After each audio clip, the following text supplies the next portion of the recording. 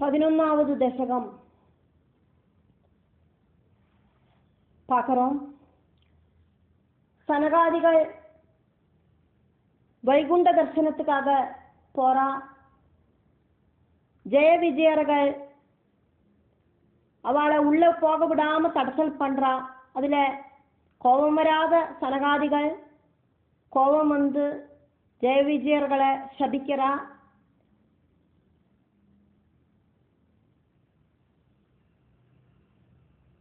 பகவல் பிரேரணையால அவளுக்கு சனகாதிகளோடு சாபம் கிடைக்கிறது. பக்தர்களான சனகாதிகளை பகவான் வைகுண்டத்தோடு அந்த கோபுர கவாடத்துல வந்து ஸ்வீகரிக்கிறார். ஜெய விஜயர்களுக்கு பகவான் அவாகிட்டையும் கருணை காமிச்சு அவளுக்கும் அனுகிரகம் கொடுக்கிறார், சனகாதிகளுக்கும் அனுகிரகம் கொடுக்கிறார். ஹிரண்யகசிபுவோடும் ஹிரண்யாட்சனோடும் உத்பவம், ஹிரண்யாட்சனோட பராக்கிரமம், இதெல்லாமாக்கும் இந்த தசகத்துல சொல்லப்படுற விஷயங்கள். ஹிரண்யகசிபுவாயிட்டும் ஹிரண்யாட்சனாயிட்டும் ஜெய விஜயர்கள் ஜனிக்கிறா அப்படிங்கிறதையும் இதுல நம்ம பார்ப்போம். 1வது ஸ்லோகம் பார்க்கிறோம். கிரமேண ஸ்டெப் பை ஸ்டெப் ஆயிட்டு சிருஷ்டி வர்த்திச்சுருக்கிறத ஒரு நாளைக்கு திவ்யர்களான அந்த சனகாதிகள் பகவானை பார்க்கறதுக்கு ஆயிட்டு வைகுண்டத்துல வந்து சேர்ந்தார் அப்படின்னு பட்டதிரி குருவாயூரப்பன் கிட்ட சொல்லறார். அதே அக்க நம்ம பார்க்கிறோம். கிரமேண ஸ்டெப் பை ஸ்டெப் ஆயிட்டு சர்க்கம் சிருஷ்டி பரிவர்த்தமானே நன்னா வர்த்திச்சுட்டு இருக்கிற அந்த சமயத்துல நன்னா சிருஷ்டி இப்படி நடந்துட்டு இருக்கு. வர்த்தமானே அப்படின்னா வர்த்திக்கிறது, பரிவர்த்தமானே அப்படின்னா நன்னா வர்த்திக்கிறது அப்படின்னு அர்த்தம். இதுக்கு முன்னால் இருந்த தசகத்துல நம்ம பார்த்தோமே, பிரம்மா தன்னோட சரீரத்தை சதரூபை அப்படிங்கிற ஸ்திரீ ஆயிட்டும் சுவயம்புவ மனு அப்படிங்கிற புருஷன் ஆயிட்டும் ரெண்டாயிட்டு பகுத்தார். அதுக்கப்புறமா அங்கேருந்து சிருஷ்டி நடந்தது, மனுவிலேருந்து மனுஷகுலம் உண்டாச்சு. இதெல்லாம் நம்ம பார்த்தோம். மனுஷ வம்சம் அதுல உண்டாயிட்டு அதனாலேயாக்கும் மனுஷன் அப்படின்னும் மனுஷி அப்படின்னும் பேரு வந்தது அப்படிங்கிறதையும் நம்ம தெரிஞ்சுக்கலாம். மனுவிலேருந்து உத்பவிச்சவாளாக்கும் மனுஷனும் மனுஷியும். மனு அப்படிங்கிற பிரம்மாவோட சரீரத்தோட பகுதியிலேருந்து மனுஷனும் அந்த சதரூபை அப்படிங்கிற மனைவி இவ 2 பேருக்கும் பிறந்துட்டு அக்குந்த மனுஷனும் மனுஷியும் எல்லாம் உண்டாயிருக்கா. அதனால மனுஷன் மனுஷி அப்படின்னு சொல்லப்படுறது.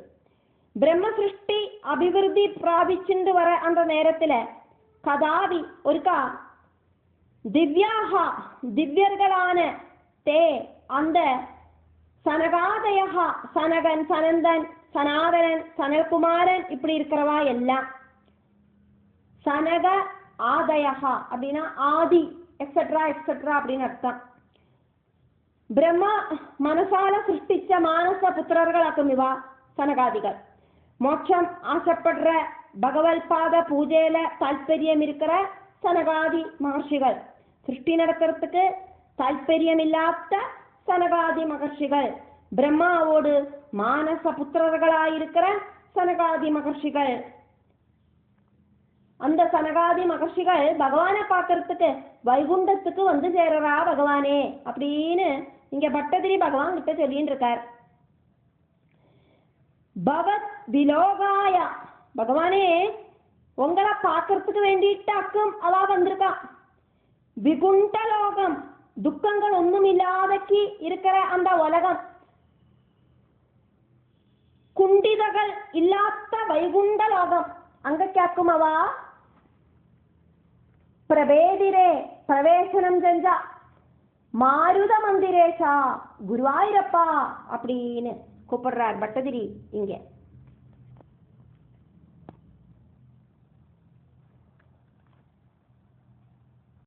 ரெண்டாவது ஸ்லோகத்தை பார்த்துட்டு இருக்கோம்.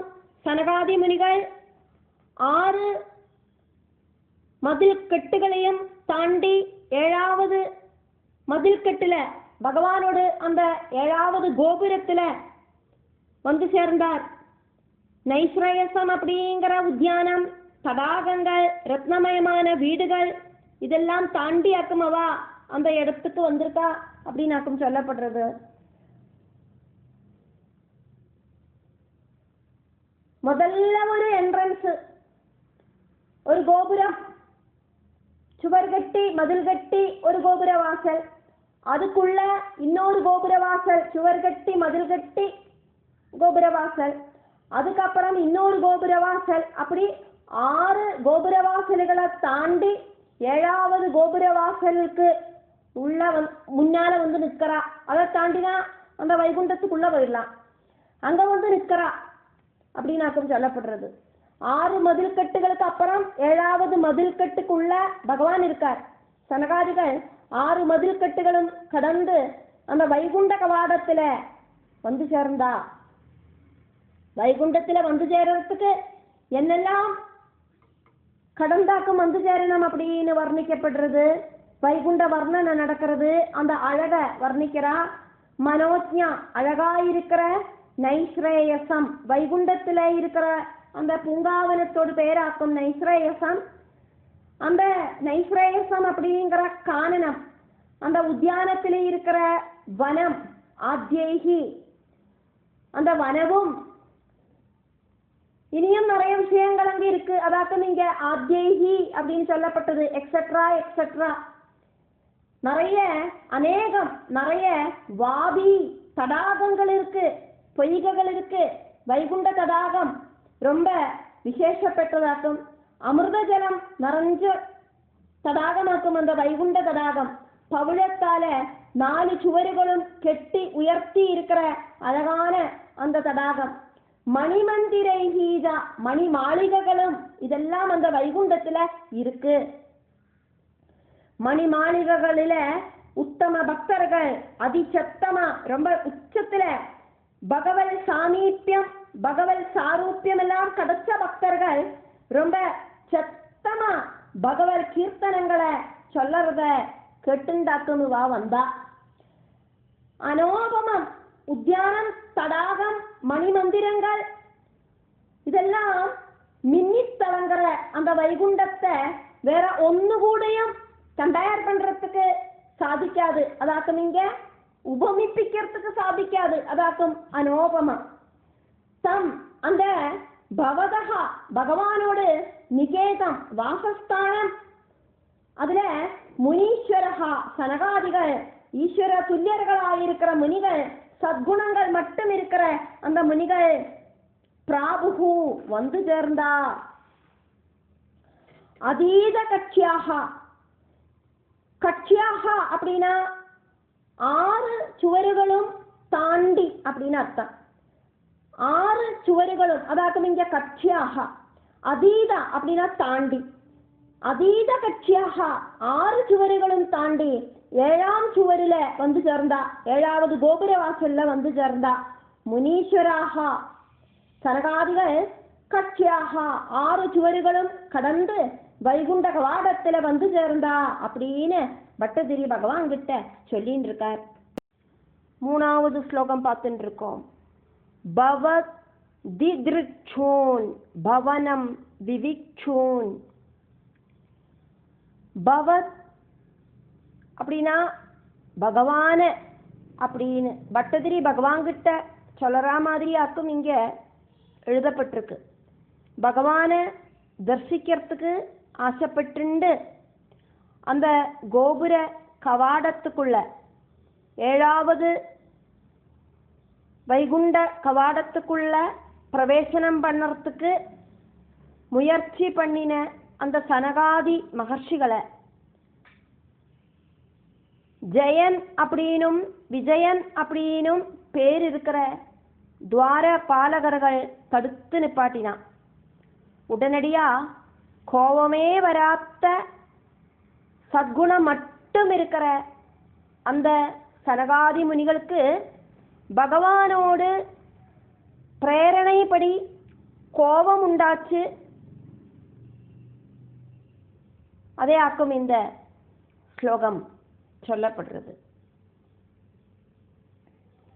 எல்லாமே பகவானோடு ஒரு பிரேரணையாலே ஆக்கும் உண்டாகிறது அப்படின்னு. பவத் அப்படின்னா பகவான, திதிருச்சூன் அப்படின்னா பார்க்கறதுக்கு ஆசைப்பட்டவா, திதிருச்சுஹு அப்படின்னா திரஷ்டு இச்சுஹு பார்க்கறதுக்கு ஆசைப்பட்டவா, பவனம் விவிச்சூன் அந்த வைகுண்ட பவனத்துக்குள்ள பிரவேசனம் பண்றதுக்கு ஆசைப்பட்ட அந்த சனகாதி மகர்ஷிகளை, அந்த வைகுண்ட கவாடத்துக்குள்ள பிரவேசனம் பண்ணறதுக்கு ஆசைப்படுறவாளா இருக்கிற சனகாதி மகர்ஷிகளை,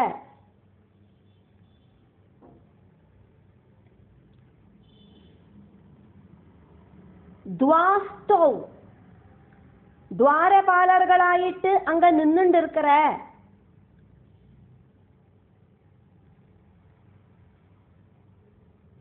ஜெயஹா விஜயஹா அபி அருந்தாம், ஜெயனும் விஜயனும் கூடிட்டு தடசம் பண்ணி தான் அந்த சனகாதிகளை நிப்பாட்டினான். தேஷாம் சித்தேஜ சனகாதிகளோடு மனசிலாகட்டும் கோபஹா கோபம், தேஷ்யம், பதம் ஆபா ஸ்தானம் பிடிச்சது. பட்டதிரி அதுக்கப்புறமா பகவான் கிட்ட சொல்றார், மறுபடியும் பூமன் பகவானை கூப்பிடுறார் பட்டதிரி. சர்வம் இங்க சம்பவிச்சதெல்லாம் பவத் பிரேரணையா ஏவா, பவத் பகவானோடு பிரேரணையா ஒரு பிரேரணையால நடந்த விஷயங்கள், ஏவா தான் பகவானோடு பிரேரணையாலதான் இதெல்லாம் நடந்திருக்கு. பவத் பிரேரணையா ஏவா, இப்ப நடந்திருக்கிற எல்லா விஷயங்களும் கோபமே வராத சத்குணம் மட்டும் இருக்கிற சனகாதிகள், அவளுக்கு கோபம் வரத்துக்கு காரணம் பகவானோடு பிரேரணையால மட்டும்தான். 4வது ஸ்லோகம் பார்த்துட்டு இருக்கோம். புனிதமாயிருக்கிற இந்த வைகுண்ட லோகத்தோடு ஸ்திதிக்கு கொஞ்சம் கூட மேட்ச் ஆகாத மாதிரி சத்குணம் மட்டும் இருக்கிற இந்த வைகுண்ட லோகத்துல நீங்கள் ரஜோகுண தமோ குணங்களை எல்லாம் பிரகடனப்படுத்துற மாதிரி குருவலாயிட்டு பிரவர்த்திக்கிறாள். அதனால துவாரபாலர்களாயிருக்கிற நீங்கள் அசுரயோனியில போய் ஜெனிங்கோ அப்படின்னு சனகாதிகள் சாபம் கொடுக்கிறா. அப்படி சனகாதிகள் கிட்டேந்து அசுரயோனியில போய் ஜெனிக்கிறதுக்கான சாபம் கிடைச்ச துவாரபாலர்களாயிருக்கிற ஜெய விஜயர்கள் அவளோடு தவற உணர்ந்து ரிஷீஸ்வரர்களோடு பாதத்துல விழுந்து நமஸ்காரம் பண்ணி மன்னிப்பு கேட்கிறா. நாங்கள் ஏதெல்லாம் ஜென்மம் எடுத்தாலும் எல்லா ஜென்மங்களிலேயும் பகவத் ஸ்மரணம் எங்களுக்கு உண்டாகணும் அப்படின்னு. எத்தனை ஜென்மம் வேணுமானாலும் எங்களுக்கு கிடைச்சுக்கட்டும், ஆனா எல்லா ஜென்மத்திலையும் பகவானோடு ஸ்மரணம் எங்களை விட்டு நகரக்கூடாது அப்படின்னு அனுகிரகிக்கணும் அப்படின்னு ஆக்கும் அவா ரிக்வெஸ்ட் பண்ணினா. சத்குணம் மட்டும் இருக்கிறதாக்கும் வைகுண்ட லோகம், ரஜோகுணமோ தமோ குணமோ ஒன்றும் அங்க ஆக்டிவேட் இல்லை. வைகுண்ட லோக அனுஜித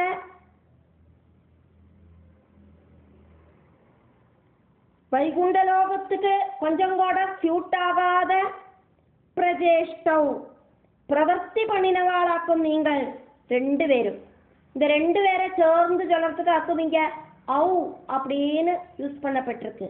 பிரஜேஷ்டௌ, கஷ்டௌ, பிரசப்தௌ, ஆஸ்ரயௌ இப்படியெல்லாம் 2 பேரை சேர்த்தி சொல்றதுக்கு ஆக்குவீங்க யூஸ் பண்ணப்பட்டிருக்கு. அப்போ பிரவருத்தி சத்குண மட்டும் இருக்கிற இந்த வைகுண்ட லோகத்துக்கு கொஞ்சம் கூட சூட் ஆகாத பிரவர்த்தி செஞ்ச நீங்க 2 பேரும் உங்களோட கேரக்டர் அப்படிங்கிறது கொஞ்சம் கூட நன்னா இல்லை.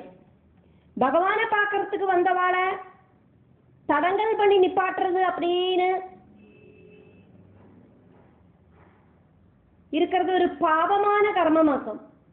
அதனால நீங்கள் ஒரு பெரிய பாபத்தியாக்கம் பண்ணியிருக்க. கஷ்டவு யுவாம், நல்ல கேரக்டர் இல்லாத நீங்கள் 2 பேரும் தைத்தியகதி அசுரர்களாயிட்டு பஜேதம் பவிக்கட்டும் அப்படின்னு சனகாதிகள் ஜெய விஜயர்களை சபிக்கிறார். சத்குணம் மட்டும் இருக்கிற சௌமிய குணம் மட்டும் இருக்கிற சனகாதிகளுக்கு கோபம் அப்படிங்கிற கேரக்டர் வந்தது பகவானோட பிரேரணையாலையாக்கும்.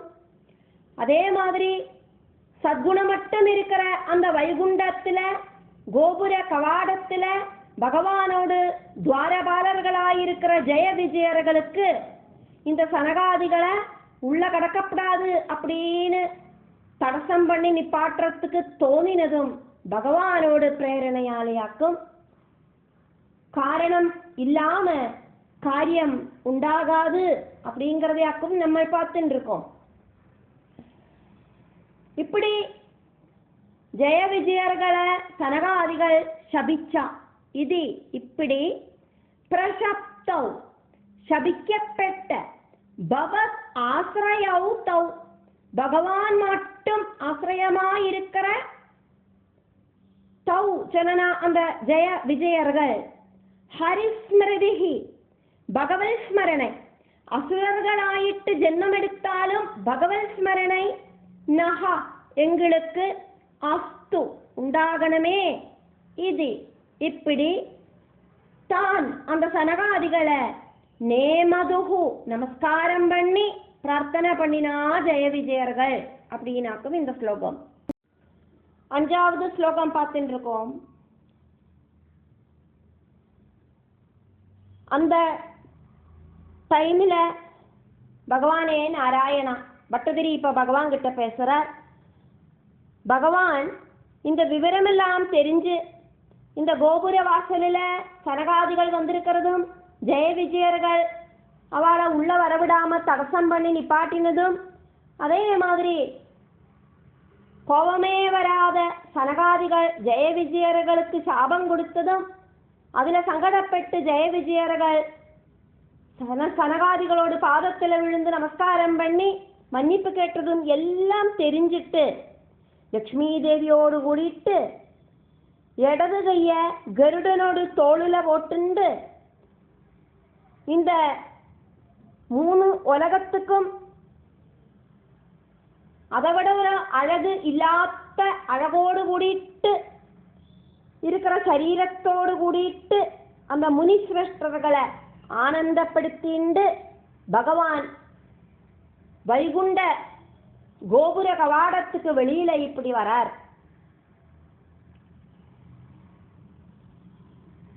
தது ஏதது ஆக்ஞாய துவார பாலர்கள் அப்படிங்கிறது ஜெய விஜயர்கள் ஆக்கும்னு நம்ம இங்க பார்த்துட்டு இருக்கோம்.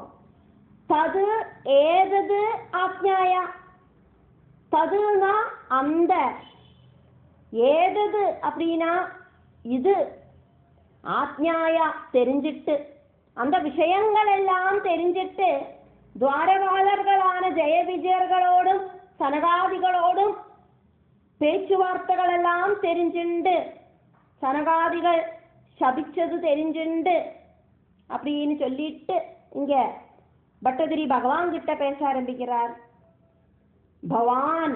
பகவானே நீங்கள் அவாப்தகா வந்து சேர்ந்த பகவான் எப்படியாக்கும் வந்தார் அப்படின்னு பட்டதிரி இங்க வர்ணனை பண்றார். லக்ஷ்மியா சக ஏவா லக்ஷ்மி தேவியோடு கூடி லக்ஷ்மி தேவியோடு கூடியே அப்படின்னு சொல்றதுக்காக நீங்க ஏவா அப்படின்னு சேர்க்கப்பட்டிருக்கு.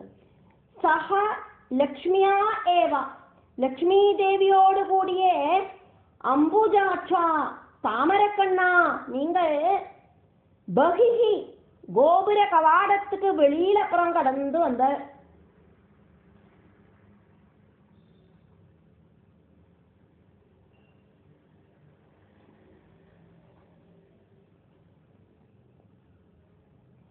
இங்க ககேஸ்வரன் சொல்லப்படுறது.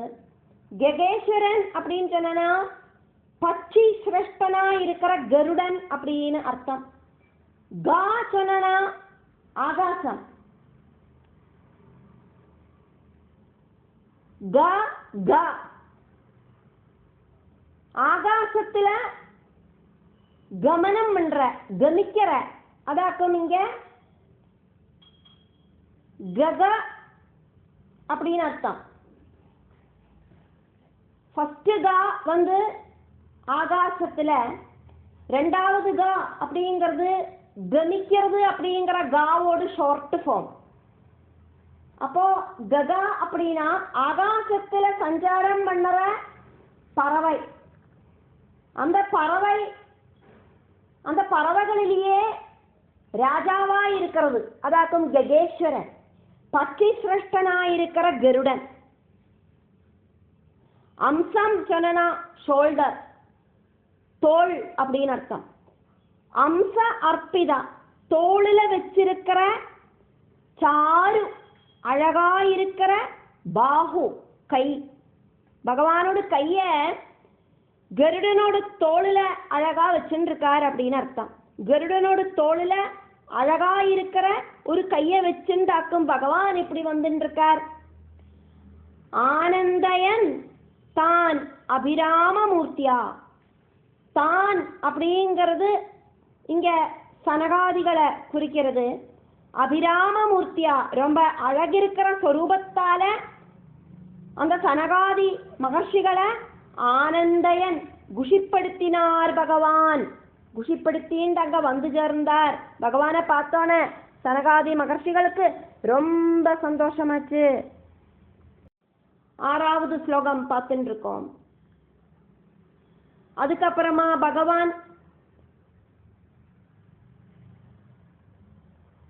பகவானை நமஸ்காரம் பண்ணி ஸ்துதிக்கிற சனகாதி முனிகளை இனிமையான வார்த்தைகளால குஷிப்படுத்தினார்.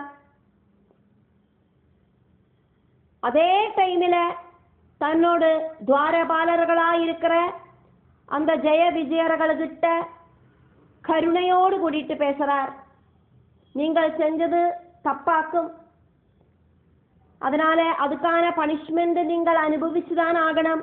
அதனால என்னோடு பக்தர்களான சனகாதிகள் உங்களுக்கு கொடுத்த சாபத்தை இல்லாம பண்றதுக்கு என்னால முடியாது. அதனால 3 ஜென்மம் சத்ருபாவத்தோடு கூடிட்டு அசுரயோனியில போய் ஜெனிச்சு அதுக்கப்புறமா எங்கிட்ட மறுபடியும் திரும்ப வந்துக்குங்கோம் அப்படின்னு அனுகிரகம் கொடுக்கிறார். அதாக்கும் இந்த ஸ்லோகம். ஸ்துவதஹா முனீந்திரான் ஸ்துதிக்கிற முனிகளை கீர்பிகி நல்ல வார்த்தைகளால பிரசாத்யா குஷிப்படுத்தினார் பகவான். பகவத் பக்தர்களாயிருக்கிற பகவானோடு துவாரபாலர்களாயிருக்கிற பார்ஷதர்களையாக்கும் சனகாதிகள் சபிச்சா. அதுல அவளுக்கு எந்த விதமான ஒரு பயமும் வேண்டா. தப்பு ஆறு பண்ணினாலும் அதுக்கான பனிஷ்மெண்ட் கொடுக்கணும் அப்படின்னு பகவான் இங்க எடுத்து சொல்றார். என்னோடு பக்தர்களாக்கும் அவா அப்படின்னு, என்னோடு துவாரபாலர்களாக்கும் அவா அப்படின்னு ஒன்னும் நினைச்சுக்கண்டா. அவா தப்பு பண்ணியிருந்தா அதுக்கான பனிஷ்மெண்ட் அனுபவிச்சே ஆகணும். இப்படி நல்ல நல்ல வார்த்தைகள் எல்லாம் சொல்லி சனகாதி மகர்ஷிகளை சமாதானப்படுத்துறார் பகவான்.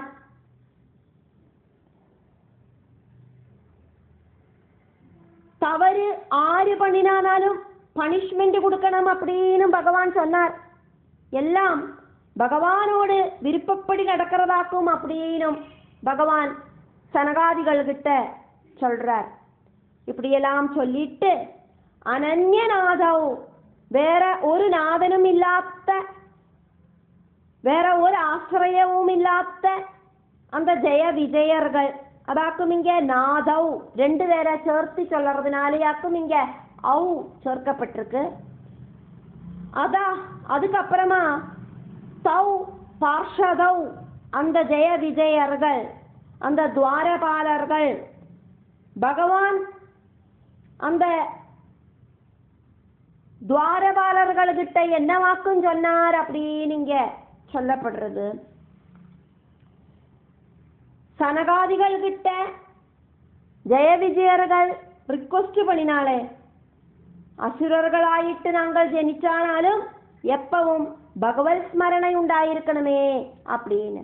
அதனால பகவான் இப்ப சொல்றார், சம்ரம்ப யோகேன, கோபத்தோடு கூடி இருக்கிற ஸ்மரணம் காரணமாயிட்டு, கோபத்தோடு கூடிட்டு நீங்கள் என்ன நினைக்கிறது காரணமாயிட்டு, த்ரிபிஹி மூணு, பவைஹி ஜென்மங்கள் எடுத்துண்டு, மாம் என்ன உபேதம் பிராபிச்சுக்குங்கோ, மூணு ஜென்மம் அசுர ஜென்மம் எடுத்துண்டு என்ன துவேஷிச்சுண்டு நீங்கள் ஜென்மம் எடுத்துண்டு கடைசியில என்ன பிராபிச்சுக்குங்கோ, என்ன திட்டி தீர்த்துக்குங்கோ மூணு ஜென்மமும் அப்படின்னு பகவான் சொல்றார். இனி வர மூணு ஜென்மங்கள் என்ன துவேஷிச்சுண்டு ஸ்மரிச்சுக்குங்கோ, அதுக்கப்புறமா மோட்சம் உங்களுக்கு கிடைக்கும். இது இப்படி ஆத்த கிருபம் கருணையோடு கூடிட்டு நெகாதீகி பகவான் அப்படி சொன்னார். 7வது ஸ்லோகம் பார்த்துட்டு இருக்கோம்.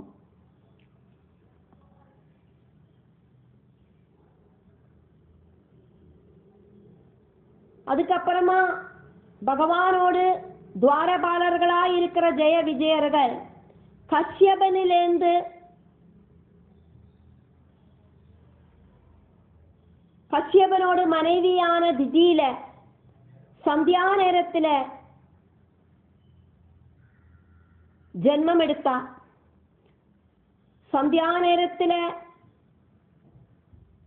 பிரத்யுல்பாதனம் நடந்ததினால ക്രൂര പ്രവൃത്തികളോട് കൂടിയിട്ട് திங்ஸ் ஆயிட்டு அவ பிறந்தா. இந்த உலகத்துக்கு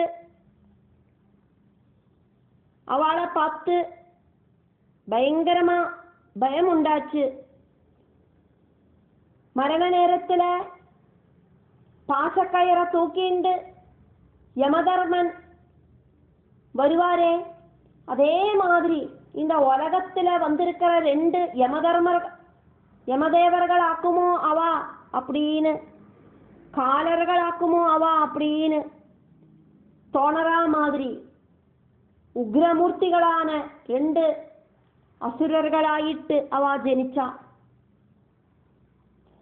ஃபர்ஸ்ட் ஜென்மம் அப்படிங்கிறது கஷ்யப பிரஜாபதிக்கும் அவரோட மனைவி திதிக்கும் அவ பிறந்தா. ஹிரண்யாட்சன், ஹிரண்யகசிபு அப்படின்னு. பட்டதிரி பகவான் கிட்ட சொல்றார், தொதிய பிரித்யவ், பகவானோட சேவர்களாயிருக்கிற ஜெய விஜயர்கள் 2 பேரும் ஆதா பகவானோடு அனுகிரகம் கிடைச்சதுக்கு அப்புறம் தவ் அவ 2 பேரும் காஷ்யபனிலேந்து உதிதவ் ஜெனிச்சா. சூரஞ்சனனா தேவன், அரிச்சனனா சத்ரு. சுராரி அப்படின்னா தேவர்களோடு சத்ருவா இருக்கிற அசுரர்கள். சுராரி வீரவ் அப்படின்னா அசுர வீரர்களாயிட்டு அவ உதிதவ் ஜெனிச்சா. தௌ அப்படின்னா 2, சுராரி வீரவ் அசுர வீரர்களாயிட்டு திதவ் திதியில உதிதவ் ஜெனிச்சா. இங்க 2 பேரை ஒட்டுக்க சொல்றதுனாலேயாக்கும் இங்க அவ் சேர்க்கப்படுறது அப்படிங்கிறத மறுபடியும் எடுத்து சொல்லிட்டு இருக்கேன். சந்தியா சமுத்பாதனம், சந்தியா நேரத்துல உற்பத்திக்கப்பட்டதுனால, சமுத்பாதனம் அப்படின்னா உட்பாதனம் உற்பத்தனம் அப்படின்னு அர்த்தம். ப்ரொடக்ஷன், ஜனிப்பிக்கப்பட்டது அப்படின்னு அர்த்தம். கஷ்டச்சேஷ்டம், குருவல் கேரக்டர் ஆயிட்டு. யமவ், இங்க ஃபர்ஸ்ட் சொல்லி இருக்கிற யமவ் வந்து ட்வின்ஸ் ஆயிட்டு. லோகஸ்யா, இந்த உலகத்தோடு.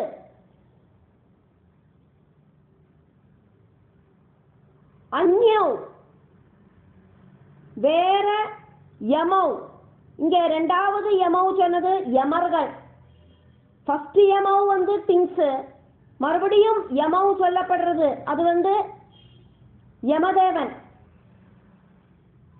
இந்த உலகத்துல வேற யமவ், ரெண்டு யமர்கள். இவா மாதிரி இரட்டகளா அவ இந்த உலகத்துல ஜனிச்சதினோடு விசேஷணத்தை அக்கமே சொல்லப்படுறது. ரெண்டு யமதேவர்கள் உலகத்துல வந்து ஜனிச்சா மாதிரி அந்த ஜெய விஜயர்கள் ஜனிச்சா.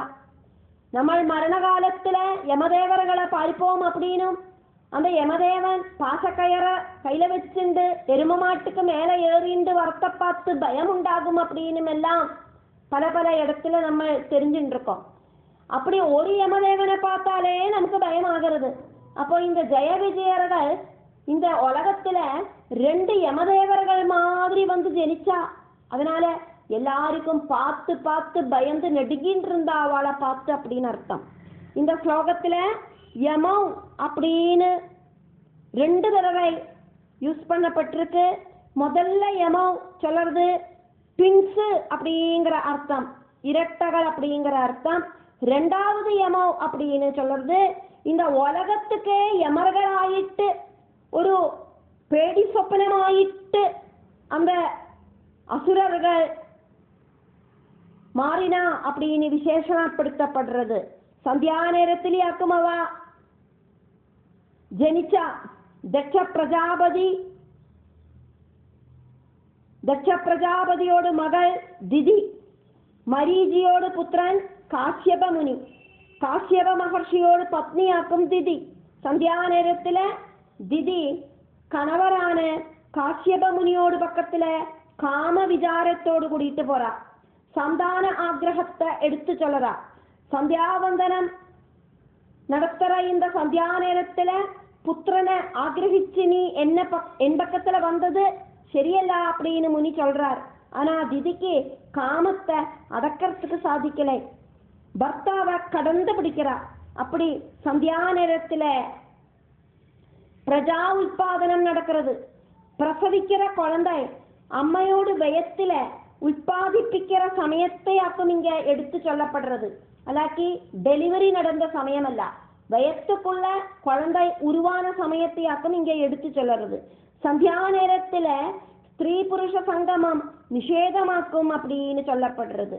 ஈஸ்வர இச்சையால இது சம்பவிச்சது அப்படின்னு இங்க எடுத்து சொல்லப்படுறது. 8வது ஸ்லோகம் பார்த்துட்டு இருக்கோம். ஜெய விஜயர்களில ஒருத்தன் ஹிரண்யகசிபு அப்படின்னும் இன்னொருத்தன் ஹிரண்யாட்சன் அப்படின்னும் ஃபேமஸான அசுரர்களாயிட்டு தீர்ந்தா. பகவான் காப்பாத்தற இந்த உலகம் முழுவன்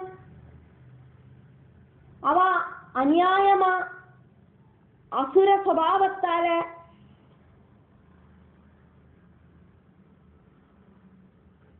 அவளோடு அந்த கேரக்டர் அசுர குணமானதினால இந்த உலகத்தில் இருக்கிற அத்தனை வேலையையும் அவ கொடுமைப்படுத்தினான். ஏகஹா இரட்டகளில ஒருத்தன், திங்ஸ்ல ஒருத்தன். ஹிரண்ய பூர்வகா, ஹிரண்யம் அப்படிங்கிற பதம் முன்னால வர கசிபுகு, ஹிரண்யகசிபு, ஹிரண்யம் அப்படிங்கிற பேராக்குமே அங்க முன்னால வருது. அதுக்கப்புறம் அல்லவா கசிபுன்னு வருது. அதாக்கம் இங்க சொல்லப்படுறது. ஏகஹா ஹிரண்ய பூர்வகா கசிபுகு, இரட்டகளில ஒருத்தன் ஹிரண்யம் அப்படிங்கிற பதம் முன்னால வர ஹிரண்யகசிபு கிலா ஆகரான். ஒருத்தனோட பேரு ஹிரண்யகசிபு அப்படின்னு அர்த்தம். ஒருத்தன் ஹிரண்யகசிபு அப்படின்னு அர்த்தம் பரஹா. இனி திங்ஸ்ல ஒருத்தனை தானே இப்ப சொல்லியிருக்கோம், இன்னொருத்தன் இருக்கானே அவன் ஹிரண்யாட்சா இது பிரஜீதஹா, அவனை ஹிரண்யாட்சன் அப்படின்னு சொல்லப்படுறது. உபவ் அப்படிங்கிறது இந்த இரட்டைகள் ரெண்டு பேரும், திங்ஸ் ரெண்டு பேரும்.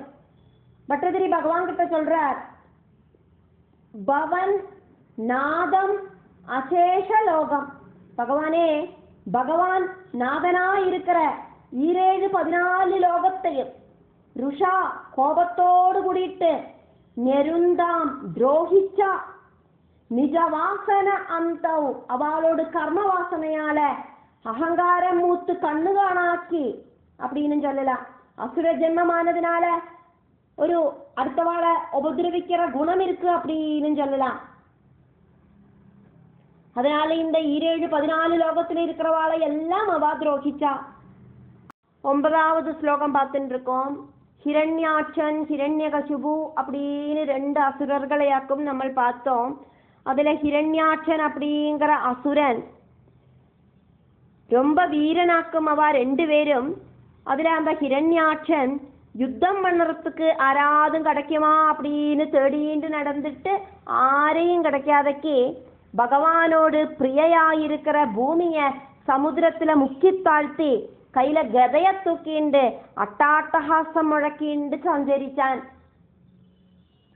தயோஹோ ஹிரண்யாட்சன் ஹிரண்யகசிபு அப்படின்னு 2 பேர் இருக்காளே, அவளுல ஹிரண்யாட்சா ஹிரண்யாட்சன் அப்படிங்கிற மகா அசுரேந்திரஹா பெரிய அசுர ராஜா ரணாயா யுத்தம் செய்யறதுக்கு ஆசைப்பட்டு தாவன் ஓடி நடந்தான். ஹிரண்யாட்சனுக்கு யுத்தம் பண்ணறதுக்கு ரொம்ப ஆசை. ஆரும் ஆனா யுத்தத்துக்கு அவன் கூட போறதுக்கு ரெடி அல்ல. காரணம் அவன் கூட யுத்தத்துக்கு போனா தோத்து போயிடுவா.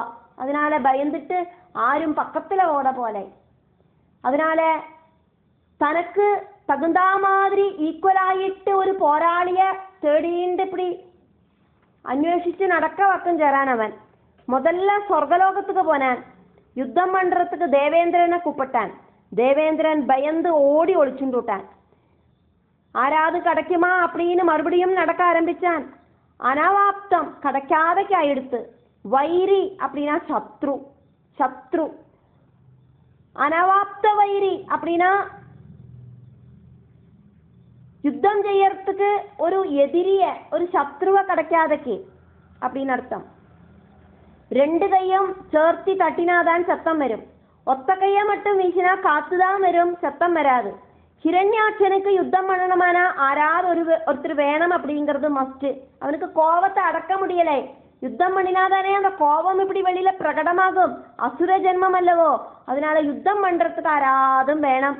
அதுக்கு வேண்டிட்டு ஓடி நடந்துட்டும் ஆரையும் யுத்தத்துக்கு கிடைக்காக்கி வந்தோனே ஹிரண்யாட்சன் அதுக்கப்புறமா என்ன வாக்கும் பண்ணினான் அப்படின்னு பட்டதிரி இங்க சொல்றார்.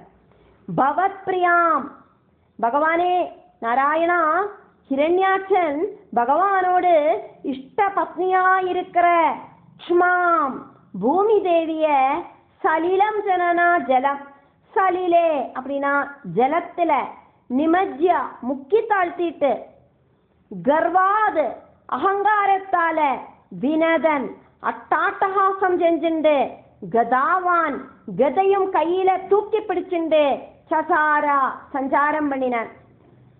அடங்காத்த கோபத்தோடு கூடிட்டு ஓடி நடக்கிறான். பூமியை ரட்சிக்கிறதுக்கு நாராயணன் வந்தே ஆகணும். எனக்கு யுத்தம் செய்யறதுக்கு அது வழி ஒரு சத்ருவை கிடைக்கும் அப்படின்னு நினைச்சிட்டாக்கும் அட்டாட்டஹாசம் செஞ்சுண்டு ஓடி நடக்கிறது. அதுக்காயிட்டாக்கும் பூமிய தண்ணி கடியில ஒளிச்சு வச்சது. 10வது ஸ்லோகம் பார்த்துட்டு இருக்கோம். ஹிரண்யாட்சன் அவனோடு கால்முட்டோட அளவுதான் சமுத்திர ஜலம் இருக்கு. அந்த சமுத்திர ஜலத்துல இறங்கி நின்றுண்டு சமுத்திர ஜலத்துக்கு எந்த அளவுக்கு ஒரு ஆழம் இருக்கு அப்படிங்கிறது நமக்கு தெரியும். அதுக்குள்ள ஆழம் கண்டுபிடிக்கிறதுக்கு கூட முடியாத அளவுக்கு ஆழமாக்கும் சமுத்திர ஜலத்துக்கு. இந்த அசுர ஜென்மமான ஹிரண்யாட்சன் சமுத்திர ஜலத்துல இறங்கி நின்னோன அவனோட கால் முட்டளவுக்கு தான் அந்த சமுத்திர ஜலம் அப்படின்னாக்க சொல்லப்படுறது. அந்த அளவுக்கு அவனோட உடம்பு அப்படிங்கிறது ஜெய்ஜாண்டிக்கா இருக்கு அப்படின்னாக்க அர்த்தம். அப்படி சமுத்திர ஜலத்துல இறங்கி நின்னுண்டு முட்டுக்கால் அளவு தண்ணியில இறங்கி நின்னுண்டு விளையாடின்னு இருக்கான்.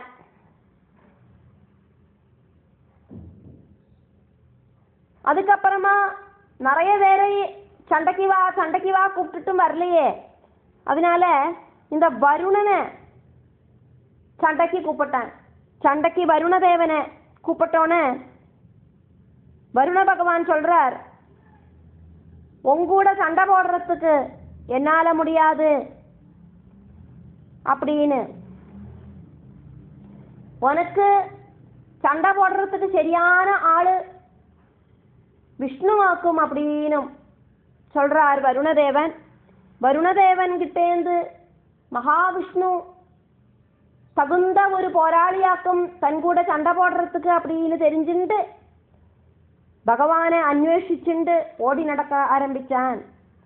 அப்படி இருக்கிற குருவாயூரப்பா, பக்தர்களுக்கு மட்டும் காண முடியற பகவான் என்னோட நோய்களை எல்லாம் இல்லாம பண்ணணுமே அப்படின்னாக்கும் இந்த ஸ்லோகம்.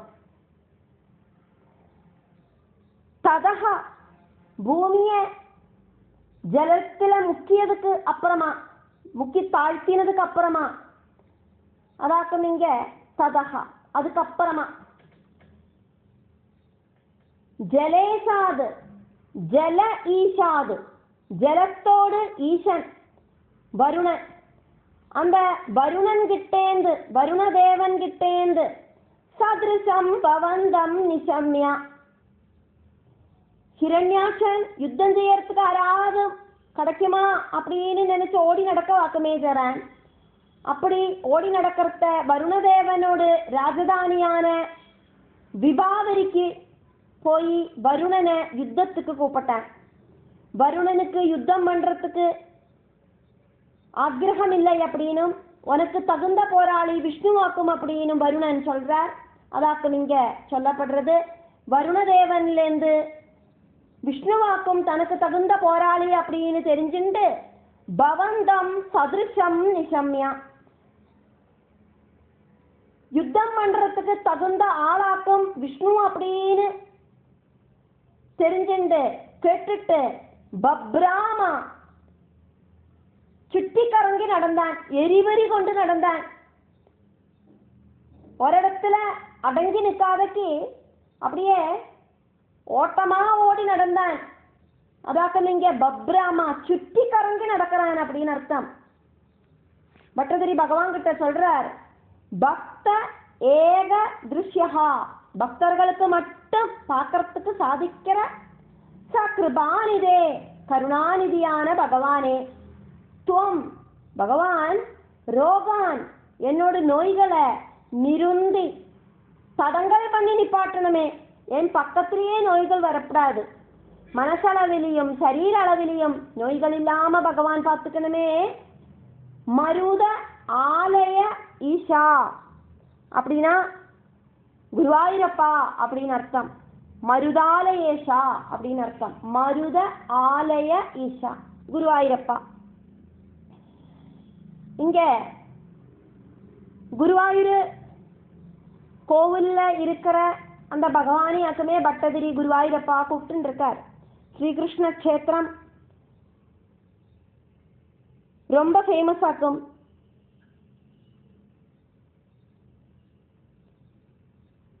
குருவாயூர் அப்படிங்கிறது இந்த கோவிலோடு பிரதிஷ்டையுமாயிட்டு சம்பந்தப்பட்ட ஸ்தலநாமமாக்கும்.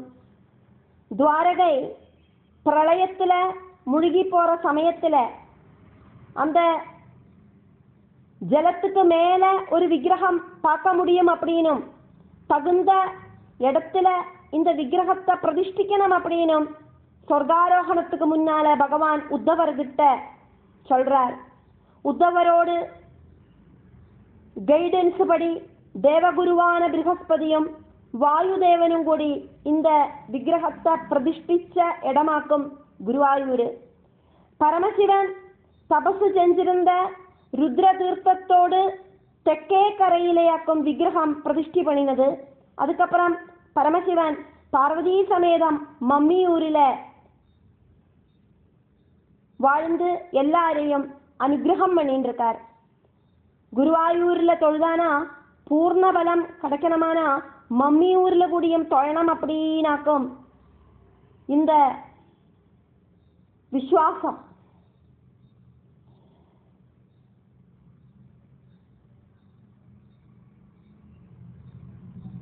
பதினாறாம் நூற்றாண்டுல மேல்பத்தூர் பட்டதிரியோடு காலத்திலேயாக்கும் குருவாயூர் குருபவனபுரமாக்கி மாற்றினது. அதுக்கு முன்னால குருவையூர் அப்படின்னு இருந்தது பேரு. குரு சொன்னா குன்னு, வாய் சொன்னா எண்டு, வக்கு, அரிகு இப்படி நல்லா அர்த்தம். ஊர் சொன்னா ஸ்தலம், குன்னோடு பக்கத்துல இருக்கிற ஸ்தலம் அப்படின்னு அர்த்தம். குருவையூர் அப்படின்னாக்கும் அங்க சொல்லப்பட்டு இருந்தது. 16ஆம் நூற்றாண்டுல மேல்பத்தூரோடு காலகட்டத்துல இந்த குருவாயூரை குருவாயூர் அப்படின்னும் குருபவனபுரி அப்படின்னும் எல்லாம் சொல்லப்பட்டது. பட்டதிரிப்பாடாக்கமே நாராயணியம் எழுதினார். அதனால இந்த குருவாயூர் ரொம்ப ரொம்ப ஃபேமஸ் ஆயிடுத்து.